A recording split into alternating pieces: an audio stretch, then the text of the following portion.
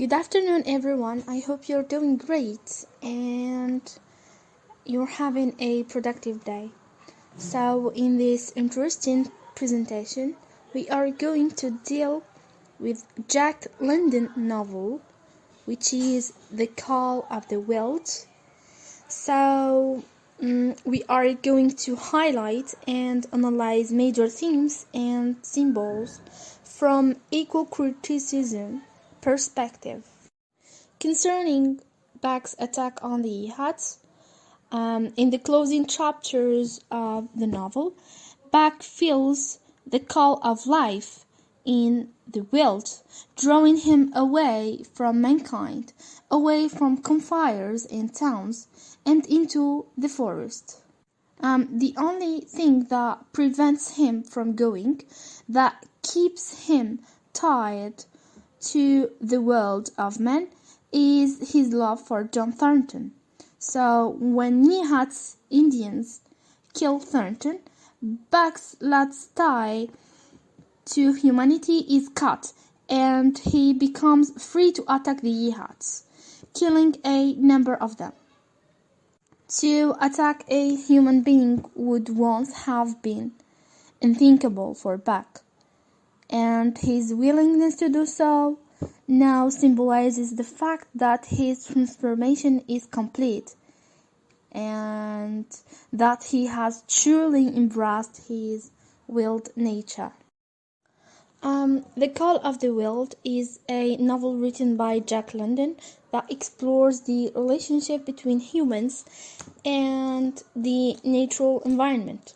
So, through the story of Bach, who is a domestic dog who forced to adapt to a new harsh environment, the novel examines themes of loss, of civilization, and of the wilderness. Second,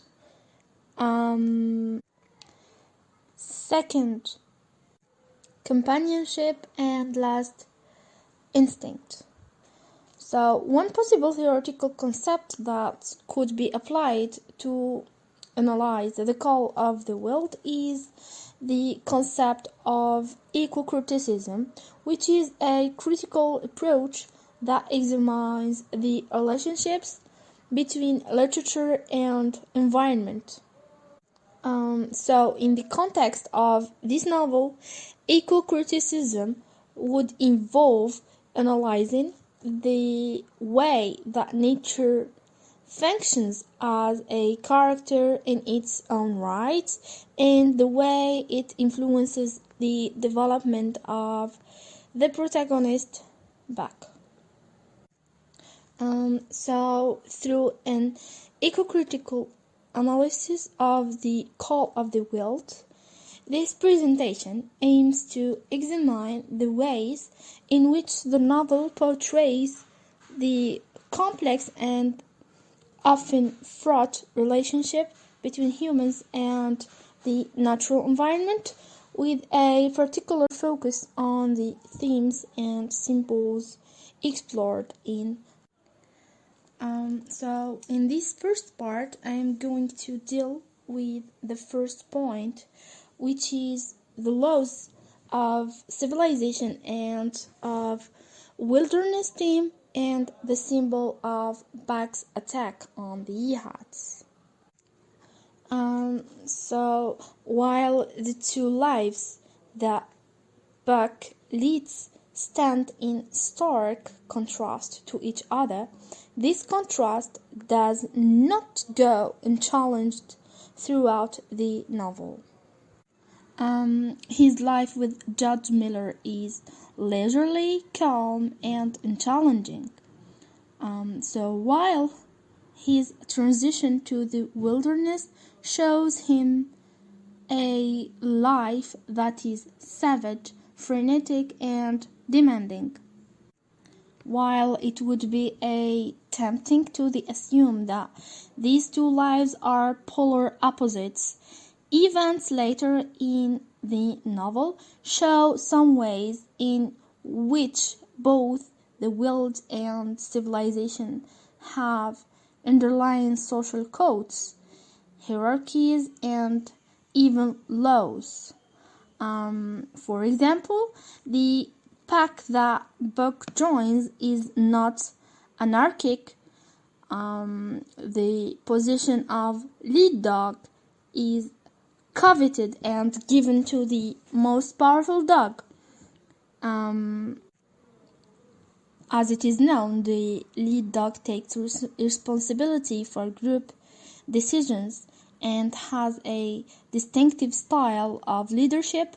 The main factor is in the rivalry between Buck and Spitz is that Buck sides with the less popular marginal dogs instead of the stronger ones.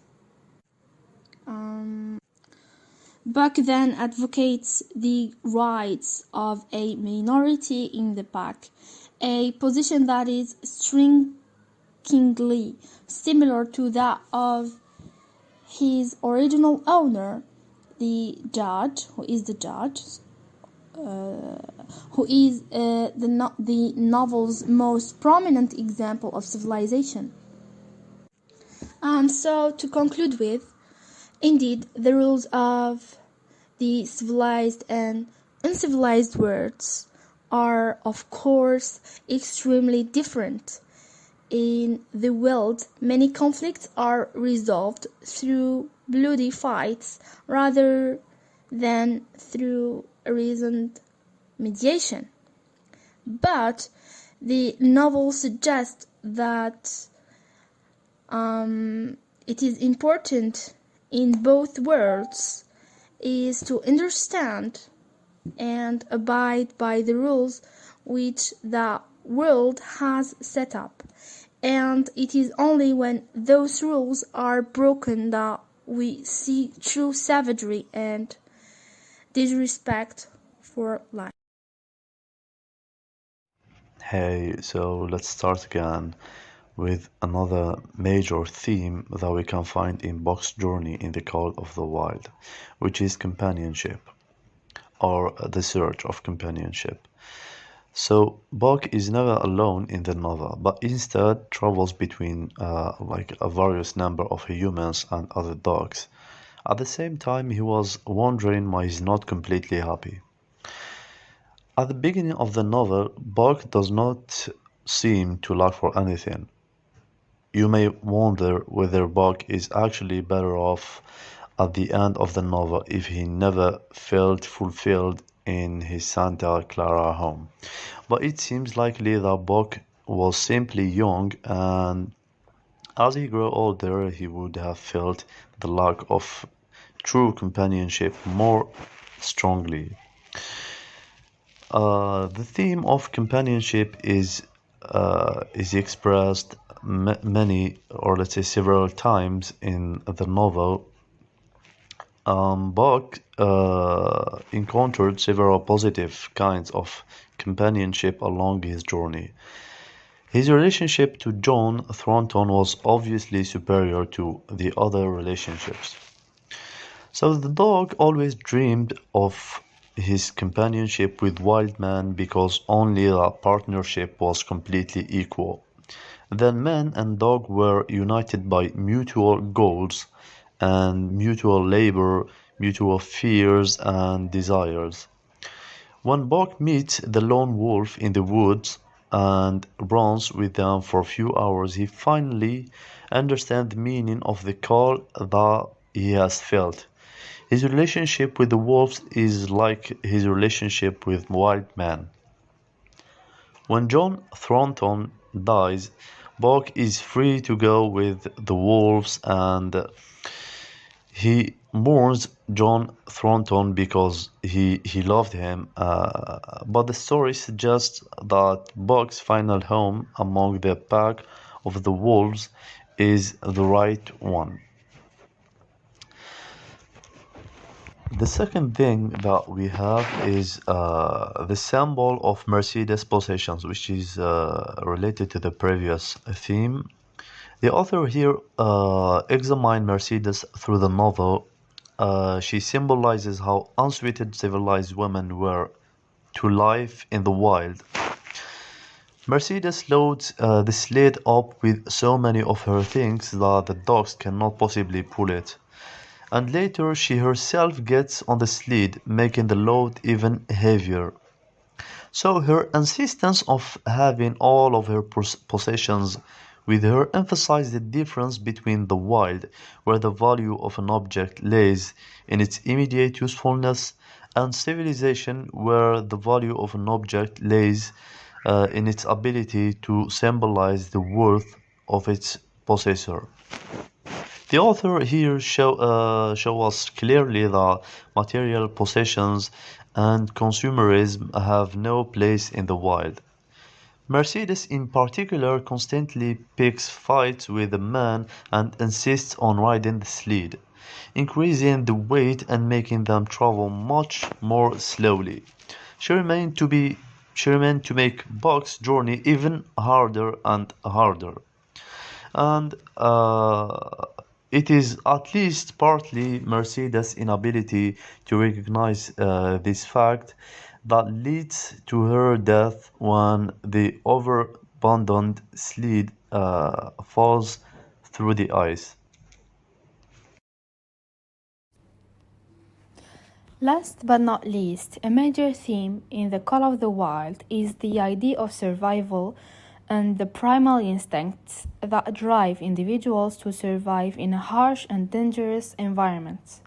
This theme is explored through the character of Buck, who is forced to adapt and survive in the wilderness after being taken from his comfortable life as a pet and thrust into the brutal world of the Alaska Gold Rush. Throughout the novel, Buck faces numerous challenges and dangers, including extreme weather, hunger, and other animals that pose a threat to his survival. Despite these challenges, Buck is able to tap into his primal instincts and use them to his advantage, allowing him to thrive in the wilderness and become a leader among his pack. This theme of survival and primal instincts is ultimately what drives the story of The Call of the Wild and shapes the development of Buck as a character. One symbol that could be related to the theme of survival and primal instincts in The Call of the Wild is the sled dog team. In the novel, the sled dog team represents the instinct to survive and thrive in the harsh wilderness of Alaska. The dogs are driven by their primal instincts and their desire to survive, and they work together as a team to pull the sled through the snow and ice. The sled dog team symbolizes the idea that individuals must tap into their primal instincts and work together in order to survive in difficult circumstances. This symbolism highlights the theme of survival and the importance of working together and relying on one's primal instincts in order to thrive in challenging environments. Overall, The Call of the Wild by Jack London presents several important themes and symbols that can be analyzed through the lens of eco-criticism. The theme of nature versus civilization is central to the novel. As the main character Buck struggles to reconcile his primal instincts with the constraints of human society.